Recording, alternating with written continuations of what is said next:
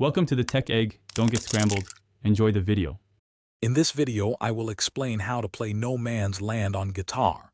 We will begin by learning the 4 essential open chords for this song: C major, G major, D major, and a minor. These are fundamental for many songs and a great starting point. Focus on clean finger placement, ensuring each note rings out clearly.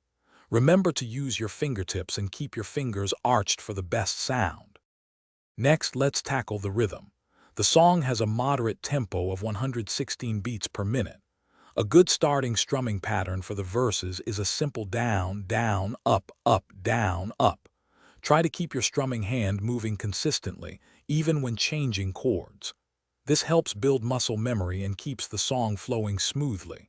Practice slowly at first, then gradually increase your speed. Smooth chord changes are crucial for playing No Man's Land effectively. Focus on transitioning between the C, G, D, and a minor chords. Try to anticipate the next chord, moving your fingers into position just before you need to strum.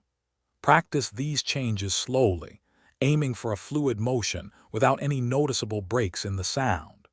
Consistent practice will make these transitions feel natural and effortless over time. Now it's time to put everything together and play the full song. Start by combining the chord progression of C, G, D, a minor with your practice strumming pattern. Listen closely to the original recording to capture the song's overall feel and timing.